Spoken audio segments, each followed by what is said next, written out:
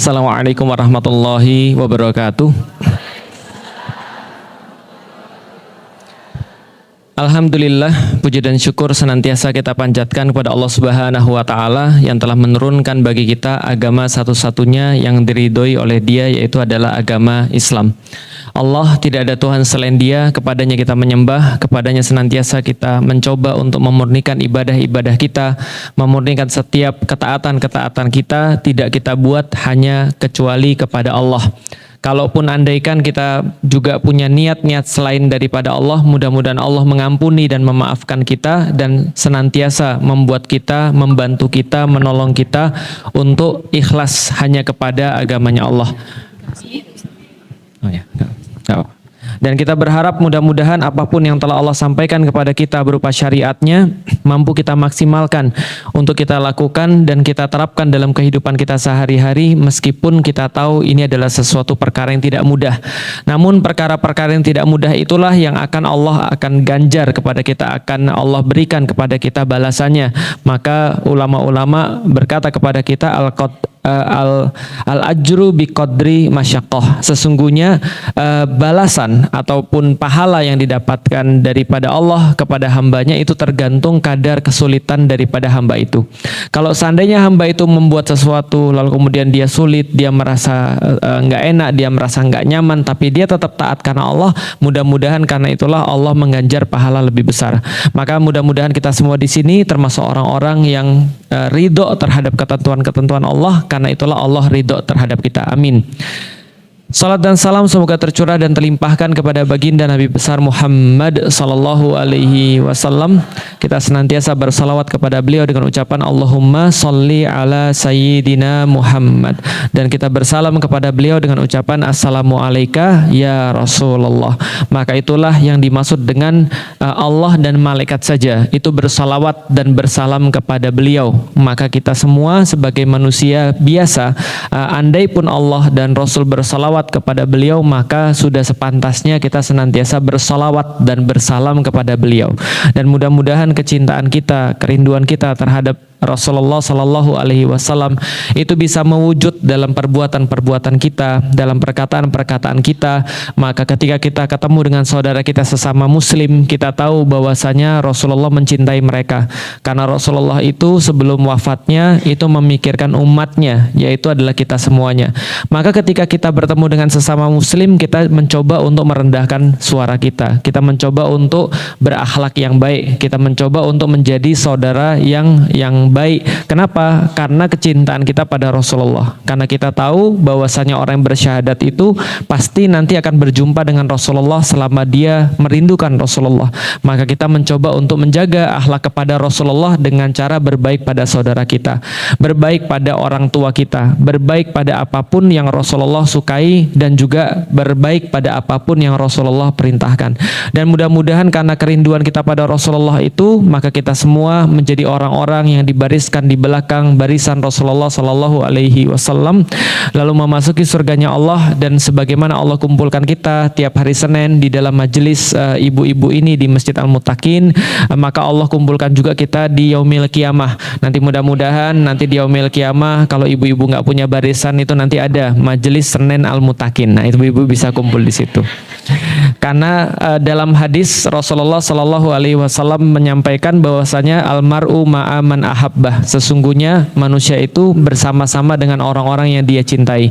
Maka setiap wajah yang kita lihat di dalam majelis ini, setiap nama yang muncul dalam majelis ini, entah kita ingat atau entah tidak ingat, nanti insya Allah akan menjadi saksi di Yaumil Qiyamah bahwasanya kita pernah bersama dalam satu majelis.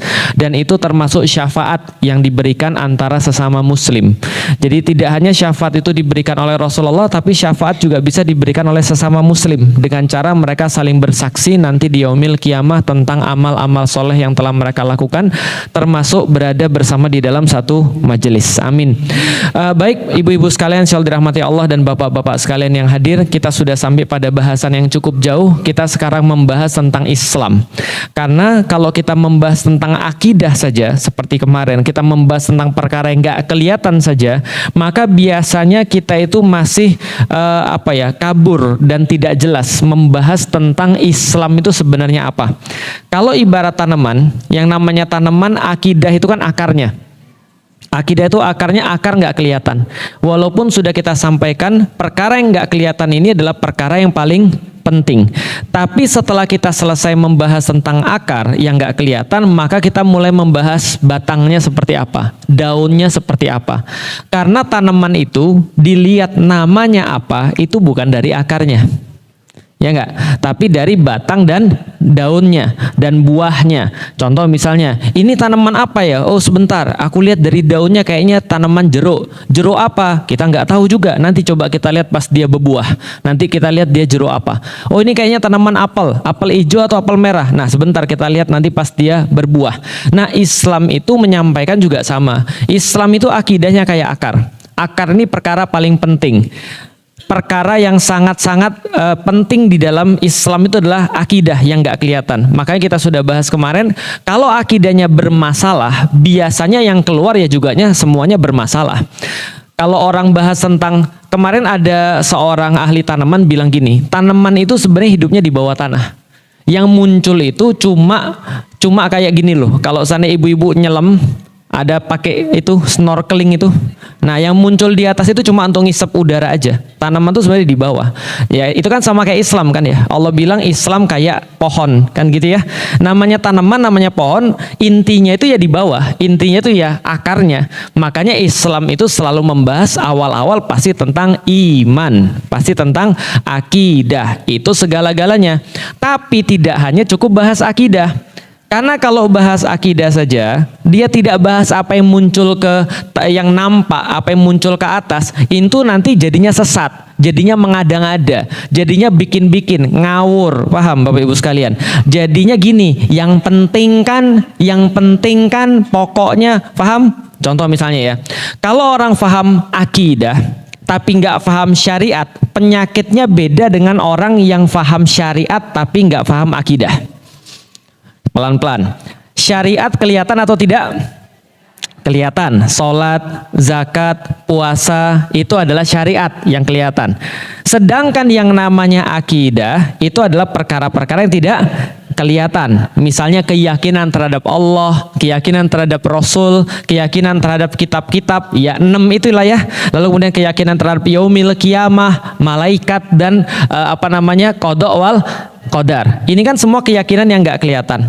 Hanya saja penyakitnya orang yang faham syariat tapi nggak faham akidah itu beda dengan yang faham akidah dan yang nggak faham syariat.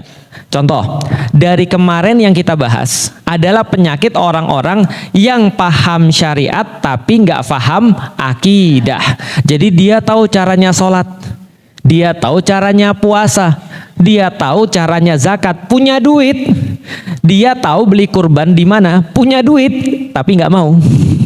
Jelas ya? Ini adalah orang-orang yang tahu syariat tapi tidak paham akidah. Pertanyaan ibu-ibu tuh yang paling banyak, Ustadz, gimana anak saya Ustadz? Dia sudah umurnya 15 tahun, bahkan ada yang umurnya 24 tahun. Tapi kok iya, dia itu sholatnya masih males-malesan Ustadz. Kalau dia mau sholat, dia sholat. Kalau nggak mau sholat, dia nggak mau sholat. Berarti ini masalahnya akidah atau syariat? Akidah. Dia tahu caranya tapi dia nggak mau. Ini adalah masalahnya yang nggak kelihatan, dan itu sebagian besar muslim masalahnya kayak gitu. Orang kalau sudah nggak punya kemauan, meskipun ada semua, iya nggak jadi. Tapi kalau sudah ada kemauan, nggak ada semua, bisa jadi. Karena itu akidah. Bisa difahami ya, kita bahas penyakit orang ada syariat tapi nggak ada akidah.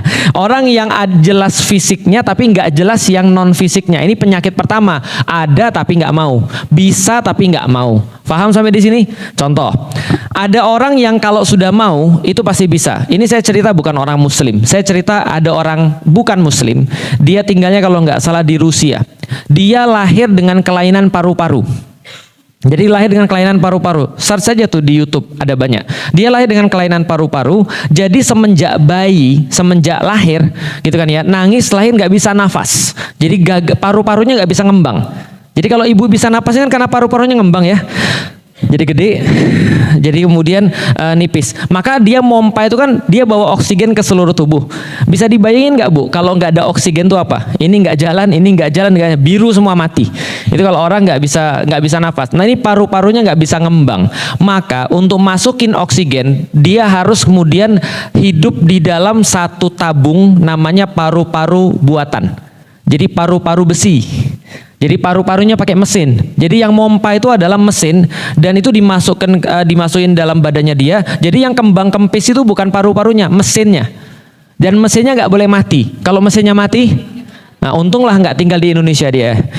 Nah kalau tinggal di Indonesia mati lampu mati dia. Paham? Nah ini orang ternyata hidupnya berapa lama Ibu di dalam mesin itu? Di dalam mesin itu dia sudah hidup 75 tahun. 75 tahun hidup dalam mesin. Bisa difahami dia hidup di dalam mesin, tangannya nggak bisa gerak, palanya doang yang di luar, semua bagian yang lainnya di dalam mesin. Lah kalau kita mungkin sudah mikir gini, lebih baik mati aja. Apa sih yang bisa dilakukan kayak gitu? Hidup cuma untuk mikir doang. Hidup cuma untuk bengong doang. Tapi ini orang ternyata nulis buku yang ratusan halaman. Pertanyaannya gimana cara dia nulis kan gitu? Cara dia nulis pakai mulut. Pakai mulut, terus dia ngetik pakai mulut, paham maksudnya? Jadi ngetiknya satu-satu, pakai mulut. Artinya kenapa? Karena dia pengen kasih tahu pada orang, kalau kalian nggak seperti saya, harusnya kalian bisa lebih bagus, kan gitu. Nah, ada orang punya kemauan tapi nggak punya tangan, nggak punya kaki, bisa. Ada orang yang nggak punya kaki tapi bisa menang naik sepeda, ada, pakai tangan. Ada orang yang nggak punya tangan tapi bisa main piano, ada, karena dia punya kemauan. Maka akidah itu adalah urusan yang nggak kelihatan, kelihatannya tangannya nggak ada, ya kan ya, tapi kemauannya ada. Lah ada orang yang tangan kakinya lengkap suruh sholat susahnya minta ampun. Kenapa? Bukan masalah kaki dan tangannya, tapi masalah apa? Masalah kemauannya. Maka sebagian besar muslim masalahnya adalah dia bisa tapi dia tidak mau. Karena bisa itu urusan syariat, sedangkan mau adalah urusan akidah, termasuk problematika keluarga. Sama, orang keluarga itu perpanjangan daripada agama. Ibu-ibu coba lihat di dalam keluarga, bapak-bapak sadar atau enggak di dalam keluarga? Di dalam keluarga tuh kebanyakan permasalahannya nggak bisa atau nggak mau? Nggak mau. Itu permasalahannya. Maka kalau masih mau, keluarga itu masih selamat. Mau sepanjang dan sebesar apapun masalahnya, kalau masih mau itu bisa diselamatin. Tapi kalau sudah nggak mau, nggak bisa. Maka contoh ya, masalah mau ini, masalah akidah ini besar. Contoh ya, Ustadz tolong nih Ustadz, anak saya mau murtad Ustadz. Saya bilang gini, kalau anaknya memang masih mau diskusi tentang Islam, masih mau terbuka pandangannya, suruh hubungin saya sendiri. Saya nggak mau ibunya yang ngubungin. Kalau ibunya ngubungin, seolah-olah ibunya maksa saya untuk ketemu anaknya. Nanti saya yang susah. Paham Ibu sekalian? Karena ketemu orang yang nggak mau itu nggak bisa diapa-apain. Jangankan Felix Xiao, Rasulullah saja ngobrol sama Abu Thalib, pamannya, yang nggak mau, bukan nggak bisa, gitu maksudnya. Secara dia pamannya, hidupnya bersama dengan Rasulullah, tapi nggak mau, maka Rasul saja nggak bisa untuk bisa mengislamkan pamannya. Maka kalau saya ketemu dengan orang, dia masih mau diajak diskusi, enak. Masih mau diajak ngobrol, enak. Suruh orangnya sendiri ngubungin saya. Jangan bapak ibunya. Kalau bapak ibunya itu bukan kemauan anaknya. Karena mau itu urusan akidah. Ada dua orang mau bercerai, Ustadz tolong saya Ustadz, ini gimana suami saya? Lah suaminya nggak mau kok. Lah gimana ceritanya? Kalau suami nggak mau, nih lihat ini video Felix Xiao, dengerin, dia malah marah. Kalau nggak mau, maka problematika rumah tangga itu kebanyakan juga nggak mau. Maka orang-orang muslim menjadi muslim seperti sekarang. Kenapa? Dia ngerti syariat tapi nggak mau karena masalahnya ada di akidah. Tapi penyakitnya syariat beda. Kalau penyakitnya orang tahu syariat tapi nggak tahu akidah tadi. Tapi kalau ada orang pengertian akidah dia paham, dia mau tapi nggak tahu caranya, ngawur jadinya dalam beragama. Akhirnya suka-suka dia. Contoh, mohon maaf. Ibu-ibu tahu orang-orang yang dalam tanda kutip terorisme, yang dia kemudian dibilang, ayo kita ngebom, ayo kita bunuh orang, ini adalah jihad fi sabilillah. Tiba-tiba dia ngebom aja. Kenapa? Dia punya akidah. tapi dia nggak tahu caranya gimana. Dia mau untuk membela agama, dia mau untuk membela Islam, tapi nggak tahu caranya karena nggak pernah belajar. Tiba-tiba disuruh, kalau kamu mau bela agama, bunuh orang ini. Dia bunuh aja. Dia pikir ini adalah agama Islam. Bisa difahami ya? Padahal bukan. Makanya orang yang punya akidah nggak tahu syariat bahaya juga karena ngawur. Kenapa? Ditanya dia, sudah sholat belum? Alhamdulillah, saya itu sangat menginginkan berjumpa dengan Allah. Yakin saya Allah tuh ada. Mana mungkin saya tidak sholat? Saya sudah sholat. Loh, tadi saya lihat maghrib sampai isya kamu di sini aja. Kok kamu bilang kamu udah sholat? Karena sholat tuh yang penting eling. Paham ya? Karena sholat tuh yang penting ingat aja. Kalau sudah ingat itu sudah sholat. Kan esensi sholat kan eling. Esensi sholat kan ingat. Coba buka tuh pengajiannya Felix Xiao. Felix Xiao bilang sholat itu artinya adalah berhubungan, terkoneksi. Aku sudah terkoneksi dengan Allah. Kamu itu masih levelnya syariat. Jadi kamu tuh perlu sholat. Aku sudah levelnya makrifat. Kalau sudah level ma'rifat nggak perlu sholat lagi karena manunggaling kawulo marang Gusti. Saya itu sudah bersatu dengan Allah. Paham sampai di sini? Ngawur. Kenapa? Orang paling dekat dengan Rasulullah, orang paling dekat dengan Allah itu Rasulullah. Rasulullah sholat nggak? Sampai kakinya bengkak-bengkak. Sampai kakinya bengkak. Aisyah terbangun gara-gara gini. Ibu-ibu tahu rumahnya Rasulullah. Rumah Rasul itu cuma sepetak, mungkin sekitar 3 kali 3 meter. Jadi kalau ditaruh kasur di sana itu sudah sangat sedikit sekali tempat untuk sholat. Jadi beliau itu kalau malam-malam sholat, Bunda Aisyah tidur itu kakinya digeser supaya bisa sujud. Bisa kebayang nggak sih? Jadi kakinya Bunda Aisyah digeser, kebangun, terus ngelihat Rasulullah lagi sholat, terus kemudian lihat lagi, kakinya bengkak merah.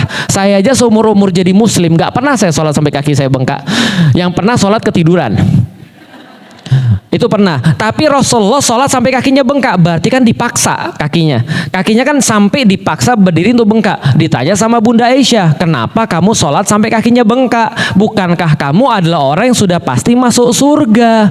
Ngapain lagi sholat sampai kaki bengkak? Kata Rasulullah, justru karena saya dijamin masuk surga, justru karena saya dekat sama Allah, malu kalau saya itu tidak beribadah lebih daripada orang lain. Orang yang lain yang belum dijamin masuk surga aja sholatnya rajin, masa saya seolah-olah kata Rasulullah, saya yang sudah dijamin itu sholatnya nggak lebih rajin. Itu orang paling dekat dengan Rasulullah. Kita siapa? Tiba-tiba kita merasa dekat dengan Allah lalu nggak sholat. Paham ya?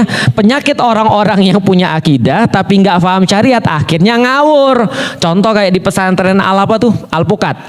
Ya, pesantren Alpukat kan juga sama, gitu kan ya. Lah kenapa Anda ini sholatnya berjauh-jauhan? Loh, coba bayangkan kalau kita baru makan terasi, baru makan ya gitulah pokoknya. Lah gimana kalau kita sholat nanti sebelah kita bau? Bukankah sholat itu berhubungan dengan Allah dan nggak boleh ganggu orang? Salah paham Pak. Makanya belajar syariat. Kenapa ini cowok dan cewek boleh digabung? Lah cowok dan cewek kan sama. Siapa bilang cowok dan cewek itu di hadapan Allah berbeda? Betul sama, tapi syariatnya beda. Makanya ngaji. Bisa dipahami ya. Nah, kenapa kita harus tahu bahwasanya akidah itu harus digabung dengan syariat dan syariat harus digabung dengan akidah?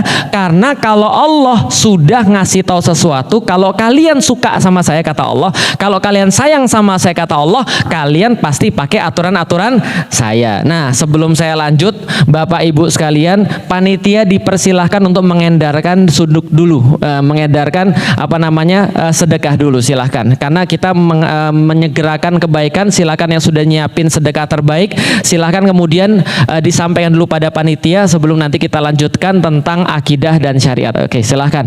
Karena kenapa? Supaya lebih mudah dihitung ya, karena nanti supaya panitia kita lebih mudah kerjaannya, kita meringankan beban panitia gitu ya. Silahkan dulu, silahkan saya kasih waktu kepada panitia untuk bisa mengedarkan sedekah bagi jamaah sekalian. Ahlan wa sahlan. Baik Ibu sekalian, kita lanjutkan lagi ya.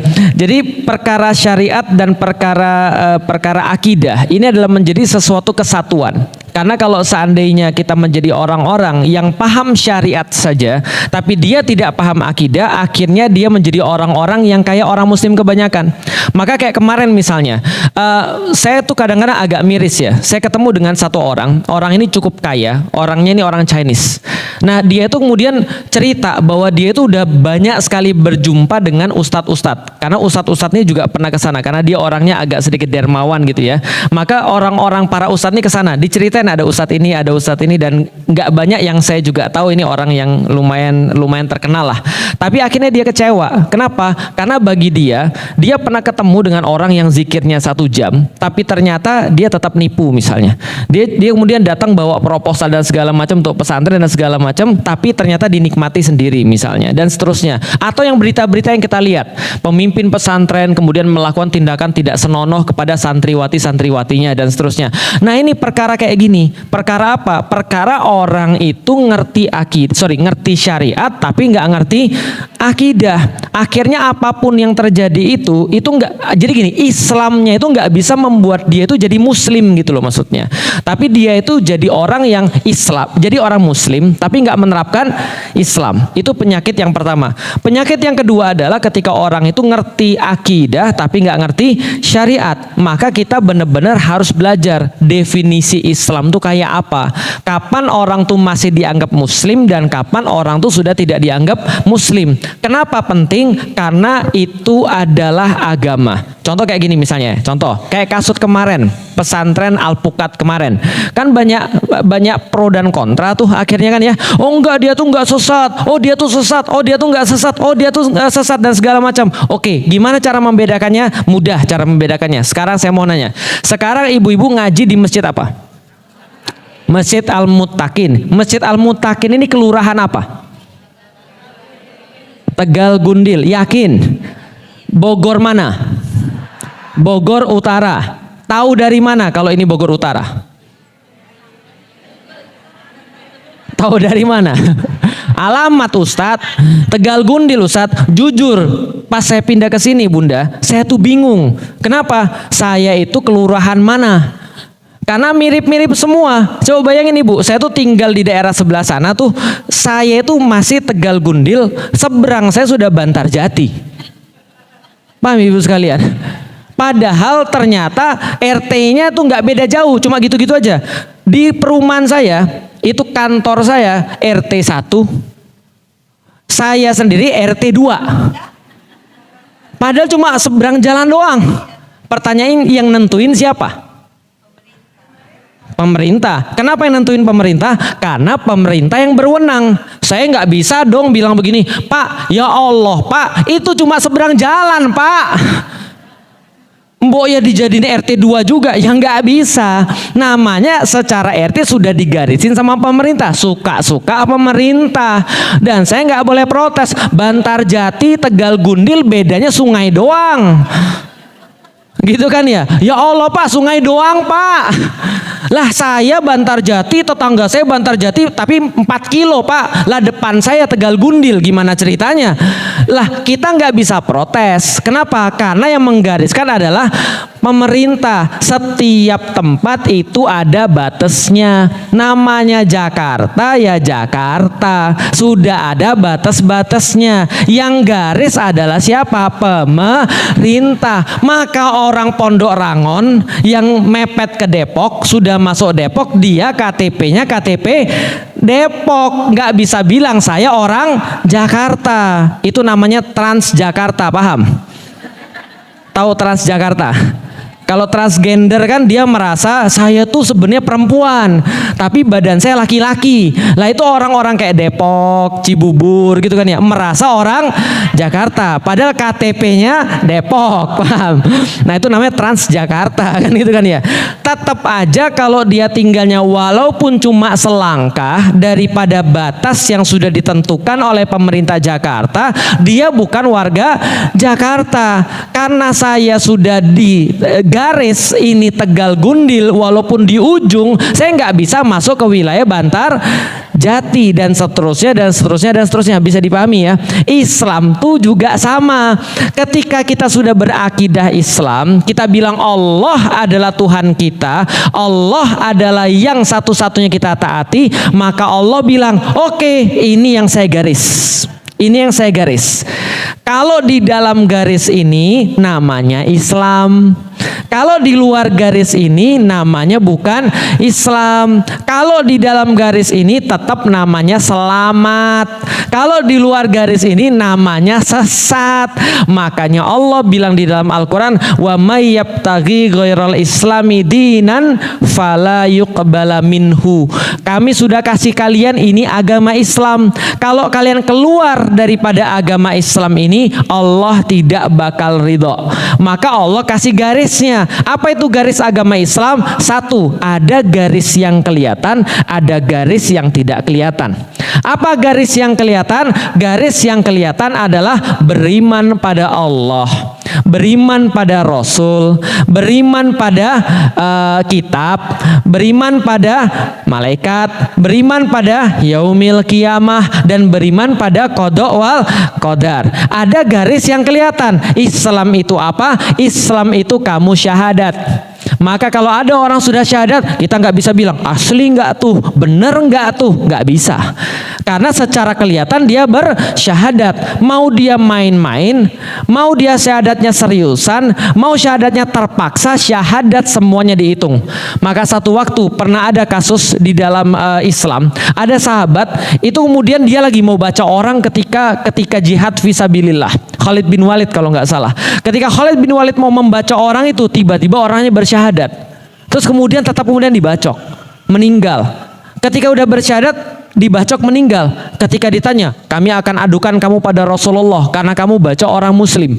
Meninggal lagi. Terus kemudian Khalid bin Walid berkata, dia nggak serius syahadatnya. Laporin pada Rasulullah. Kata Rasul apa? Khalid, kenapa kamu nggak buka hatinya dan kamu lihat dia serius atau enggak? Nggak boleh, kata Rasulullah. Kalau ada orang sudah bersyahadat, dia tetap Muslim, walaupun mungkin kelihatannya dia kayak nggak serius, kayak terpaksa. Gara-gara ada proyek dia syahadat. Wallahualam bishawab. Yang penting batasan daripada Allah sudah jelaskan ya. Kayak tadi, Bantar Jati, Tegal Gundil bedanya cuma sungai. Ada orang Bantar Jati ngakunya Tegal Gundil karena merasa lebih dekat daripada kantor lurah. Ada orang merasa Tegal Gundil merasa Bantar Jati karena lebih dekat. Nggak bisa, karena sudah ada garisnya. Maka kemudian Rasul katakan kalau ada orang sudah syahadat, dia Muslim. Garis pertama apa? Dia syahadat. Garis kedua apa? Dia sholat. Maka ibu-ibu ngelihat misalnya Muslim datang ke masjid, dia sholat, kita nggak bisa bilang, loh bukannya dia orang radikal, kok dia sholat di sini? Ya nggak bisa, karena mau dia dianggap radikal nggak radikal, asal dia udah sholat, dia orang Muslim. Bisa dipahami ya? Pertama syahadat, yang kedua sholat, yang ketiga dia berzakat, yang keempat dia berpuasa, yang kelima dia berhaji jika mampu. Itu adalah batasan menjadi seorang Muslim. Kalau gitu batasan sesat dan tidak sesat apa? Mudah. Batasan sesat dan tidak sesat adalah kalau masih berada di dalam pendapat-pendapat Islam, maka dia selamat. Kalau dia keluar dari pendapat-pendapat Islam, maka dia sesat. Ini penting bagi ibu-ibu untuk tahu yang namanya pendapat Islam atau aroul Islam itu apa. Pendapat Islam adalah segala sesuatu pendapat yang berdasarkan dalil Islami. Oke, saya ulangi ya. Pendapat Islam adalah segala sesuatu yang berdasarkan dalil Islam. Dan dalil Islam cuma ada dua. Dalil Islam ada berapa? Dua. Satu Quran, dua sunnah. Selesai. Akal ada di situ? Nggak ada. Ingat ya, dalil Islam, sumber daripada dalil Islam atau hukum Islam cuma dua.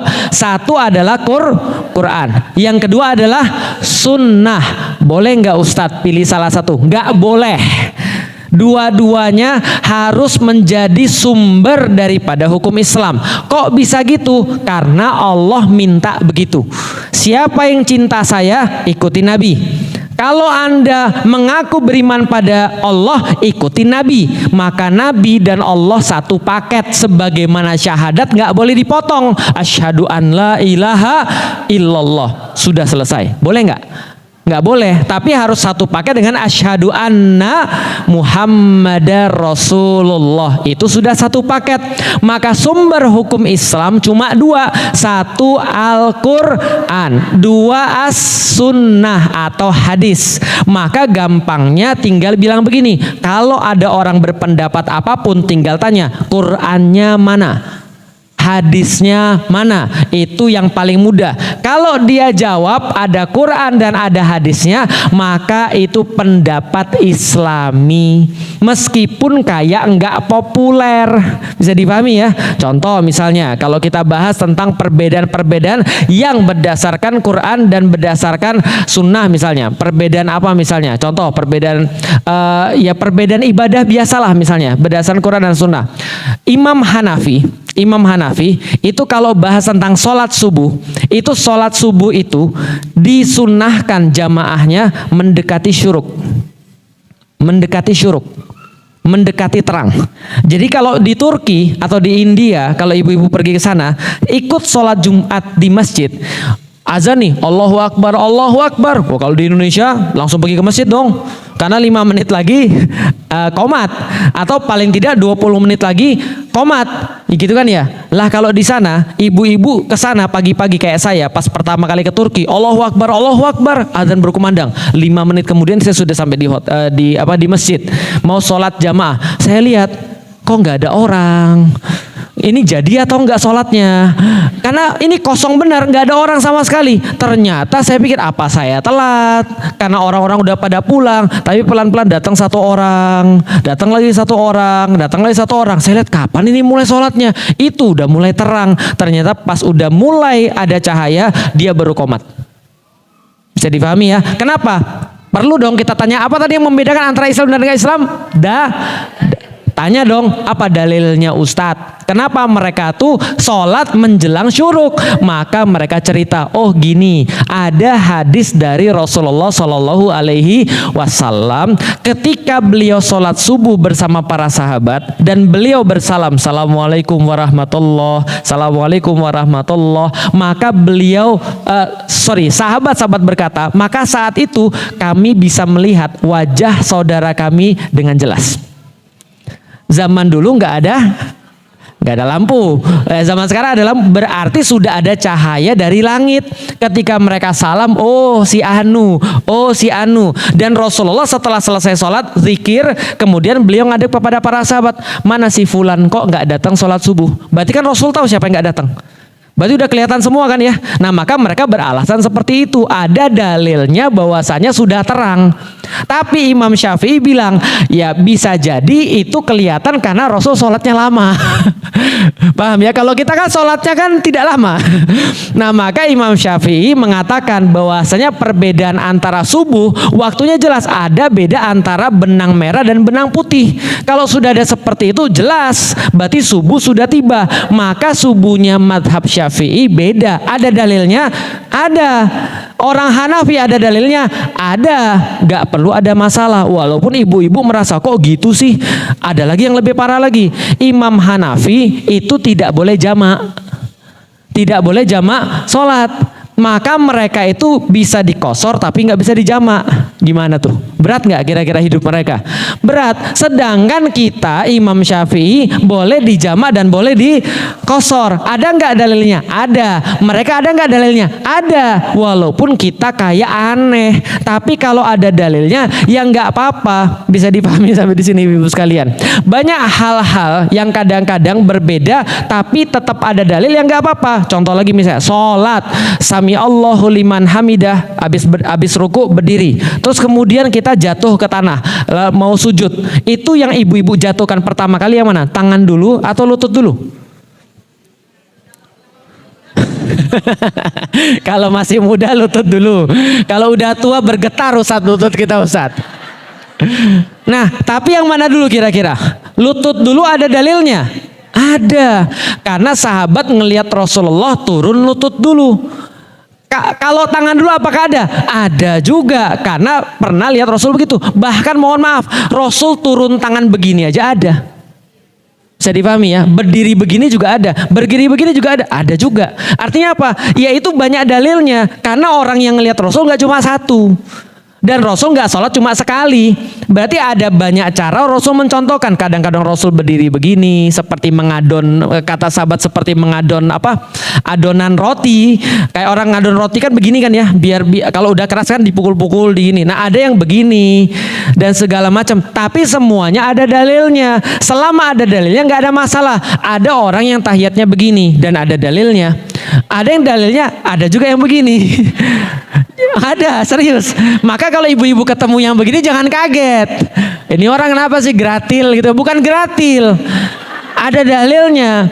Karena menurut mereka mengambil hadis bahwasanya Rasul ketika sholat ada sahabat yang bilang begini. Ketika ditanya kenapa begini, ini seperti memukul syaiton. Jadi seperti memukul kepala syaiton. Syaiton itu kan gak suka orang sholat. Nah kalau kayak gini seperti memukul kepalanya syaiton. Jadi menjauhkan syaiton. Bisa juga, ada dalilnya. Tapi apakah kalau kita begini salah Ustaz? Enggak. Kan ada dalilnya juga. Yang gak ada dalilnya begini, jelas. Itu gak ada dalilnya. Jadi jangan sholat begini tuh gak boleh. Udah pasti sesat, jelas ya. Nah makanya kalau kita berbicara tentang dalil, yang penting kita tanya dalilnya apa. Kalau ada dalilnya nggak masalah. Orang ditanya kesukaan Rasulullah warna apa, ada yang jawab kesukaan Rasulullah warna hijau, betul nggak? Betul. Ada yang bilang kesukaan Rasul warna kuning, betul nggak? Betul. Karena Rasul juga pernah pakai baju warna kuning yang dicelup dari za'faron dan nggak ada masalah. Tahu za'faron? Tahu biryani? Tahu? Biryani warnanya apa? Kuning, itu dari za'faron. Nah itu pakaian zaman dulu kalau mau dikasih kuning dicelup za'faron. Rasul pernah pakai. Apakah Rasul juga pernah pakai warna hitam? Pernah juga. Lalu bukannya warna putih Ustaz? Betul juga. Karena ketika sholat Jumat Rasulullah pakai baju warna, dan seluruh orang-orang Arab itu baju wajibnya warna putih. Kenapa? Panas. Jelas ya, makanya kan sudah ada penelitiannya. Baju putih itu dibanding baju hitam menyerap 2,5 kali lipat. Nah makanya saya bajunya hitam putih, gitu. Menyerap dan menolak gitu kan ya. Enggak, maksudnya adalah kita harus tahu dulu dalilnya. Jadi nggak main klaim. Wah lu pakai baju warna apa? Warna misalnya hijau. Wah berarti lu nggak sesuai dengan sunnah Nabi. Siapa bilang? Karena Nabi juga pernah punya burdah yang warna hijau. Bisa difahami sampai di sini ya. Maka kita lihat dulu dalil-dalilnya yang mana. Kalau ngomong dalil enak, tinggal adu dalil aja. Oh bro, mohon maaf bro, ternyata hadis yang kamu pakai itu adalah hadis palsu. Oh ya udah, tinggal ditinggalin. Yang penting kita sudah ada standarnya. Bisa difahami sampai di sini. Nanti kita bahas lagi tentang hadis, tentang pengelompokan hadis seperti apa secara umum saja. Tapi yang perlu saya sampaikan, beda antara selamat sama sesat cuma dua. Apa? Quran dan sunnah. Oke, perhatikan baik-baik. Dua ini beranak. Jadi sumber hukum Islam cuma Al-Quran dan sunnah. Tapi dua ini beranak. Kok bisa beranak Ustadz? Iya, karena Al-Quran dan As-Sunnah bilang kepada kita, andaikan para sahabat sudah bersepakat tentang sesuatu, maka itu juga dalil. Kalau sahabat sudah bersepakat tentang satu hal, maka itu juga dalil. Maka kita dapat tambahan dalil lagi.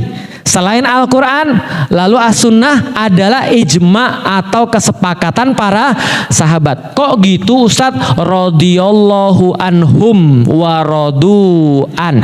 Maka Al-Quran berkata, Allah ridho dengan seluruh sahabat. Allah aja ridho, siapa kita meragukan sahabat? Paham ya? Radhiyallahu anhum artinya Allah katakan kami meridhoi seluruh sahabat. Artinya apa? Sahabat kalau sudah kumpul, kalau mereka sudah ngobrol, menyepakati satu hal, itu nggak mungkin keburukan, nggak mungkin kejahatan, nggak mungkin kesalahan, mustahil. Kenapa? Karena ini orang sahabat kalau sudah ngumpul, Allah ridho dengan mereka. Contoh ijma sahabat yang paling banyak mendapatkan kontroversi. Contoh, Rasul wafat hari Senin, dikuburkan hari Rabu. Jadi Rasul wafat hari Senin, dikuburkan hari Rabu. Ada selang berapa malam di situ? Ada selang 2 malam. Bisa difahami sampai di sini? Padahal hadis dengan sangat jelas mengatakan ada beberapa hal yang harus disegerakan. 3 yang harus diserahkan. 1, menikahkan anak perempuan yang sudah sampai waktunya. Kalau enggak akan muncul fitnah. Yang kedua, bayar utang. Itu harus disegerakan. Yang ketiga adalah memakamkan mayat. Itu harus disegerakan. Ini bukan hanya muslim biasa. Tapi ini seorang siapa? Rasulullah. Berapa lama ditunda pemakamannya? 2 malam. Apakah Anda kira sahabat-sahabat gak beres semua nih? Apakah Anda kira sahabat gak beres semua? Gak mungkin. Karena sahabat Rasul ngumpul di situ, mereka menunda memakamkan mayat Rasulullah, pasti ada alasan. Betul atau betul? Ternyata itulah lahirnya hukum ijma atau dalil ijma sahabat atau kesepakatan para sahabat bahwa mereka lebih mengutamakan untuk memilih khalifah, memilih penerus Rasulullah, siapa yang memimpin kaum muslimin pasca Rasulullah wafat. Maka setelah dibaiat Abu Bakar, maka baru dimakamkan Nabi. Paham sampai di sini? Dibaiat Abu Bakar baru dimakamkan Nabi. Pertanyaan saya, itu adalah dalil atau bukan? Dalil. Semua orang ada beberapa orang berpendapat, berarti sahabat nggak bener, lebih gila kekuasaan daripada makamin Nabi. Anda salah besar. Kenapa? Allah aja ridho pada sahabat. Berarti apa yang mereka lakukan itulah yang dilakukan oleh Rasul kalau masih hidup. Bisa difahami sampai di sini? Karena mereka paham dan paling dekat dengan Rasulullah, maka mereka tahu yang mana yang harus dilakukan seolah-olah kalau Rasul masih hidup. Bisa difahami sampai di sini? Maka beliau, para sahabat mendahulukan apa? Memilih pemimpin dibandingkan memakamkan mayat Nabi Shallallahu Alaihi Wasallam. Itu pertama. Yang kedua, ada hadis lagi yang berkata begini. Itu para sahabat ketika Nabi wafat. Bisa dibayangin kalau sahabat dengan Nabi? Sahabat dengan Nabi itu beda dengan kita dengan guru kita. Beda dengan kita dengan suami atau istri kita. Sahabat sama Nabi itu benar-benar sudah lengket luar biasa. Semua orang begitu mendengar Rasul wafat itu nggak ada satupun yang nggak stres. Semuanya tuh ada yang duduk terdiam, nggak bisa ngomong apa-apa. Tahu nggak sih? Dapat berita mengagetkan yang mereka tahu itu akan terjadi. Mereka sudah tahu tanda-tandanya, tapi mereka nggak mau nerima. Paham sampai di sini? Itu sahabat tuh. Yang paling stres di antara semuanya siapa? Umar paling stres. Umar tuh teriak-teriak lari ke seluruh kota Madinah sambil ngancemin orang. Siapa yang bilang Muhammad mati, pedang saya ini akan ketemu leher dia. Paham maksudnya? Karena dia bilang Muhammad gak mati. Muhammad sama seperti Musa yang dia pergi ninggalin kaumnya 40 hari. Kalian itu ya kayak Yahudi aja. Ditinggal sebentar langsung tiba-tiba kalian begini. Gak percaya sama Muhammad lagi. Yang bilang Muhammad mati ketemu pedang saya. Orang pada stres semua. Dia lari-lari sampai teriak-teriak. Itu Umar bin Khattab. Sampai kemudian stresnya luar biasa. Kenapa? Nabi Muhammad wafat. Dan mereka gak terima walaupun mereka sudah tahu. Paham gak sih? Kita udah tahu kan orang tua kita bakal meninggal kan? Tapi berapa banyak di antara kita yang kalau meninggal beneran kita bisa terima? Mungkin gak banyak. Itu orang tua kita. Gimana dengan Rasulullah? Bisa dipahami ya? Itu semuanya gak ada yang terima. Yang bisa tenang cuma Abu Bakar. Abu Bakar datang dari luar kota, kemudian dikabarkan Nabi Muhammad sudah wafat. Maka dia kemudian bilang, coba wahai Bunda Aisyah, anaknya, coba lihat seperti apa mayatnya Rasulullah. Dibuka mayatnya, kemudian Abu Bakar berkata, wahai Rasulullah, kamu meninggalnya sama seperti kamu hidupnya. Dicium kemudian Rasulullah, kemudian beliau keluar, ketemu dengan Umar. Begitu ketemu dengan Umar lagi teriak-teriak, dia, Umar sini.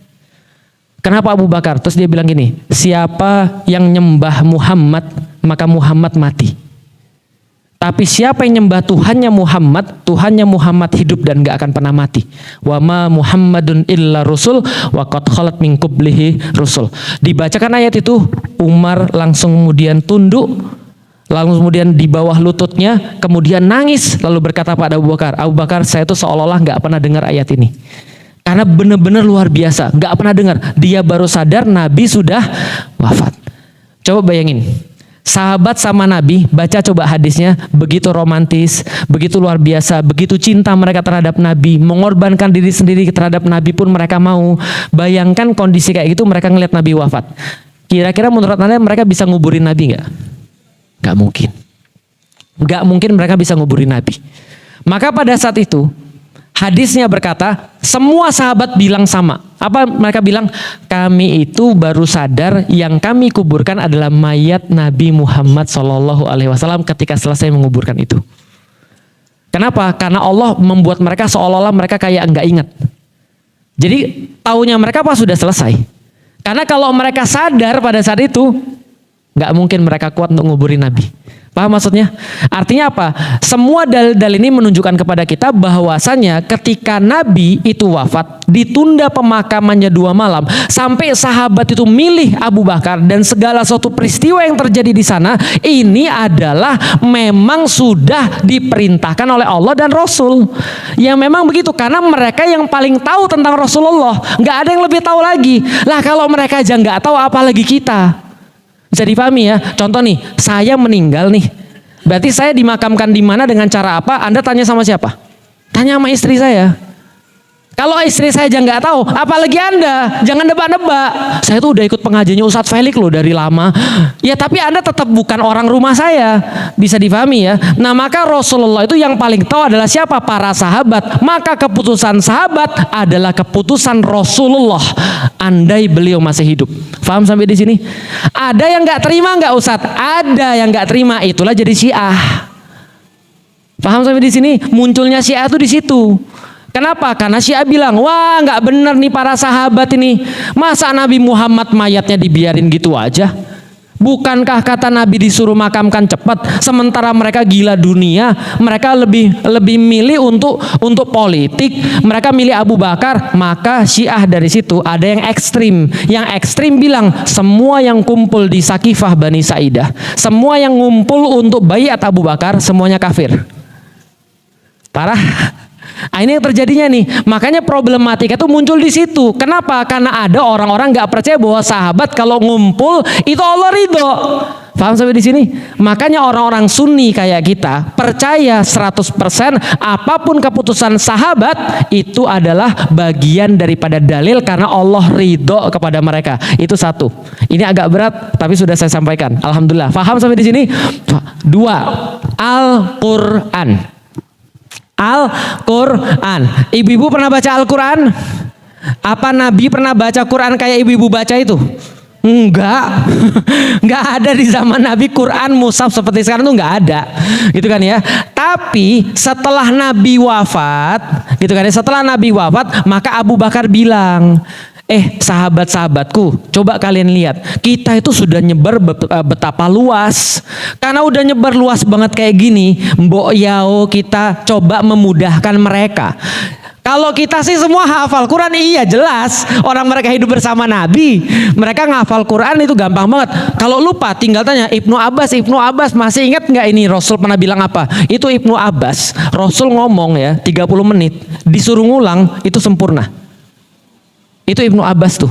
Suruh 1 jam insya Allah sempurna. Pernah lihat Ustadz Adi? Nah, Ibnu Abbas lebih tinggi lah daripada itu ya. Ibnu Mas'ud itu dia orang yang langsung dikoreksi hafalannya oleh Nabi. Jadi kalau sahabat-sahabat, andai pun sahabat ada yang nggak hafal, mereka tinggal bilang, datengin Ibnu Mas'ud, datengin Ibnu Abbas, kita mau nanya tentang Quran. Hafal tuh mereka semua. Bisa dipahami. Dan sahabat-sahabat lain juga hafal gitu loh maksudnya. Wajar hafal. Cuma Abu Bakar bilang, tapi kan yang ono-ono belum hafal. Orang kita sudah sampai Afrika, kita sudah sampai Irak, kita sudah sampai atasnya sudah hampir ke Syam. Dan mereka semua nggak ngerti Islam seperti kita ngerti. Maka ya kita mulai membukukan Al-Quran. Maka Abu Bakar memberi perintah itu awalnya ditentang para sahabat. Ini bid'ah. Ini nggak boleh. Ini nggak ada di zaman Rasul.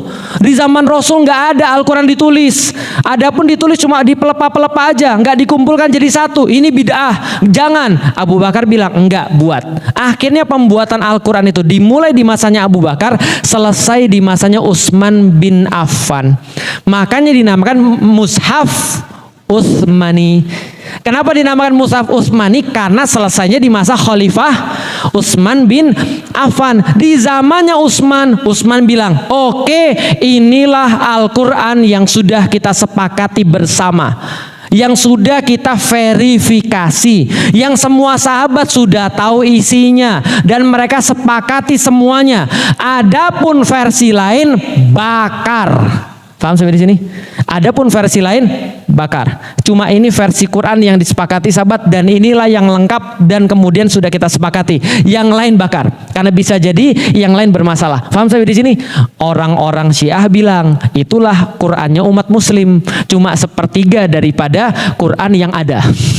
Jadi harusnya ada 3 kali lipat. Kenapa? Karena mereka pikir Utsman itu bermasalah. Paham sampai di sini? Paham sampai di sini ya. Jadi Anda itu ketika melihat Islam tuh harus ada nih batas-batasnya apa. Jangan bikin sendiri. Kalau berdasarkan perasaan nanti jadi golongan-golongan yang aneh-aneh. Bisa dipahami ya. Nah, sampai di sini ada 2. Satu, pemakaman Rasulullah ditunda. Yang kedua adalah Al-Quran. Itu namanya ijma para sahabat. Kesepakatan para sahabat tidak mungkin salah. Kenapa? Karena itu termasuk dalil Islami. Oke, berarti 2, Al-Quran dan As-Sunnah. Punya anak pertama siapa namanya tadi? Kesepakatan atau ijma, bahasa Arabnya ijma para sahabat. Yang keempat, ada anak yang kedua, jadinya 4. Namanya adalah qiyas. Namanya adalah apa? Qiyas. Oke, saya sederhanakan. Berarti dalil Islam itu ada 2 originalnya, ada 2 aslinya, beranak 2 lagi. Yang satu namanya Quran, yang 2 namanya hadis, yang ketiga namanya ijma sahabat, yang keempat namanya qiyas. Apalagi nih Ustadz qiyas? Qiyas adalah seolah-olah kalau gampangnya melibatkan akal manusia tapi ada caranya. Oke, saya contohin ya. Suatu waktu ada seorang sahabat namanya Mu'adz bin Jabal. Mu'adz bin Jabal itu diutus sama Rasulullah. Mu'adz, pergi kamu ke Yaman, bimbing orang-orang di sana supaya mereka bagus dalam Islamnya. Siap ya Rasulullah, saya pergi ke Yaman. Tapi Rasulullah punten mau nanya, gimana kalau saya ke Yaman, caranya gimana untuk ngajak orang-orang atau bimbing orang-orang? Oh, gampang kata Rasulullah. Lihat kata Rasulullah, pertama, minta mereka untuk beriman pada Allah, minta mereka bersyahadat. Oke, yang kedua, setelah syahadat suruh mereka untuk sholat. Setelah mereka sholat ya Rasulullah, suruh mereka untuk berzakat. Siap, jelas ya? Ini sudah kita jelaskan kemarin. Beriman, sholat dan zakat. Lalu gimana cara saya ngatur mereka ya Rasulullah? Kata Rasulullah, pakai Al-Quran. Cari di dalam Al-Quran. Katanya Mu'adz lagi, kalau saya tidak ketemu di dalam Al-Quran, hukumnya apa? Bagaimana ya Rasulullah? Pakai kata-kata saya, sunnah Nabi. Kalau saya nggak ketemu dalam sunnah Nabi, bagaimana ya Rasulullah? Kata Rasulullah, gunakan akalmu berdasarkan Quran dan sunnah. Oke, gunakan akalmu berdasarkan Quran dan sunnah. Itu namanya qiyas. Itu namanya qiyas. Karena ada banyak hal yang belum ada di zaman Rasulullah tapi bisa dihukumi dengan qiyas.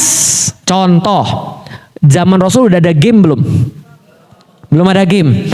Hukumnya game apa? Main PS, hukumnya apa?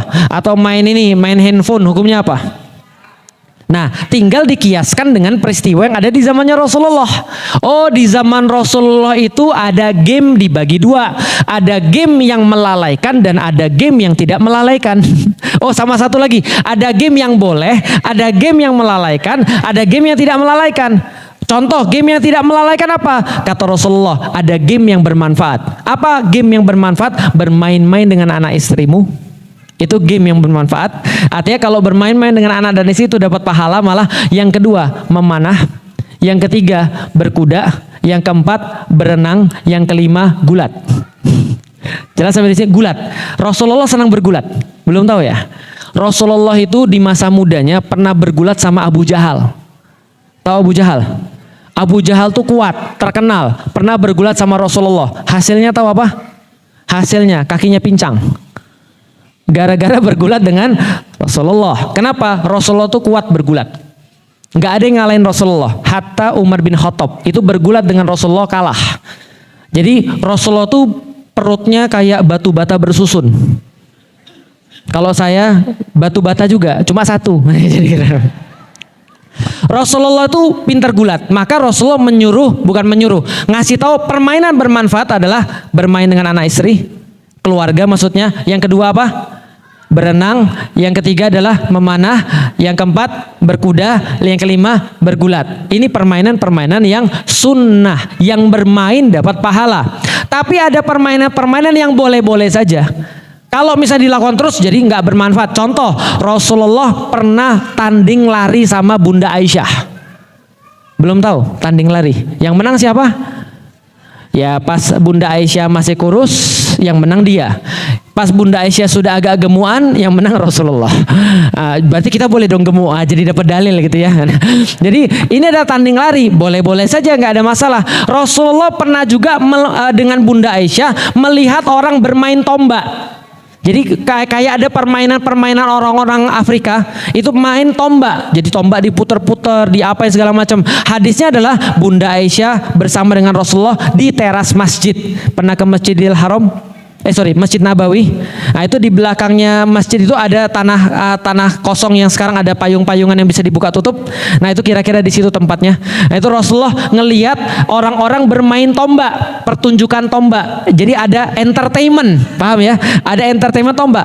Dan Bunda Aisyah dari belakang pundaknya Rasulullah kemudian berkata, "Ya Rasul, saya nggak kelihatan." Akhirnya Rasul kemudian agak berdiri, Bunda Aisyah di belakangnya pundak Rasulullah ngelihat pertunjukan itu. Artinya apa? Boleh-boleh saja entertainment. Boleh-boleh saja main game asal tidak mengganggu kewajiban. Maka hukum nonton bola juga bisa dari situ. Apa Ustadz hukum nonton bola? Lah kalau Anda nonton bola nggak sholat subuh, haram. Jelas ya? Kalau Anda nonton bola nungguin sholat subuh, bagus. Anda ribut gara-gara bola, haram.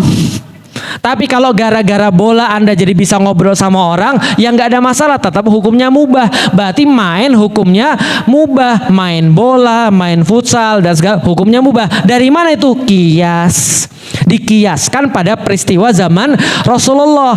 Ketika sudah datang sholat Jumat, maka tinggalkanlah jual beli, kata Al-Quran. Lalu kemudian fokuslah ke sholat Jumat. Kenapa? Zaman dulu orang Yahudi memang licik dia tuh. Kenapa? Orang Yahudi tiap hari Jumat datang bawa dagangan. Paham ibu-ibu sekalian? Nah ini ibu-ibu kalau zaman dulu itu pasti keluar rumah semuanya. Lah zaman dulu yang keluar rumah bapak-bapak. Kenapa? Yahudi ini berdagang gak sebulan 2 bulan sekali, kadang-kadang 2 bulan sekali, 3 bulan sekali, datang tiap hari apa? Jumat. Makanya orang langsung mau berdagang. Sayang, gak setiap hari dia datang. Kita kan harus kulakan, kita kan harus beli barang. Maka orang gak sholat Jumat, atau mereka sholat Jumatnya sambil ngeliatin pasar. Maka kata Allah, tinggalkan jual beli. Kalau orang lagi masak, kalau laki-laki lagi masak, tinggalin juga nggak? Tinggalin. Ngangkot, tinggalin. Main game, tinggalin. Itu kias.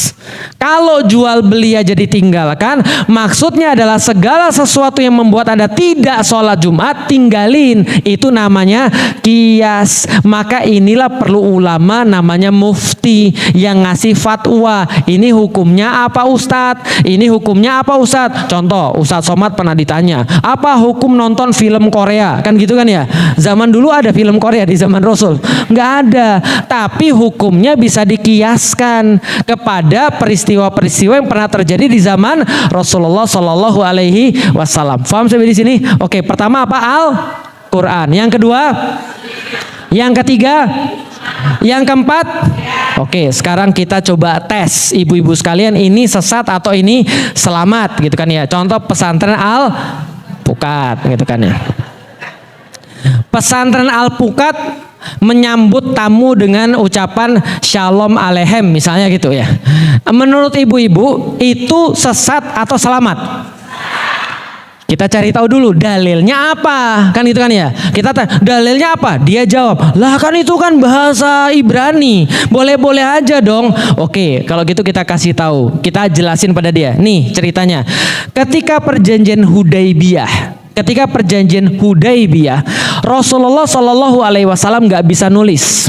Maka beliau minta Ali bin Abu Thalib untuk nulis perjanjian dengan Suhail bin Amru namanya, wakil daripada orang Quraisy. Ceritanya gimana Ustadz perjanjian Hudaybiyah? Rasul mau pergi umroh, lalu kemudian gak boleh, disuruh pulang lagi ke Madinah. Maka para sahabat yang sudah di ujung pengen banget untuk ngelihat Ka'bah, kecewa bukan karuan.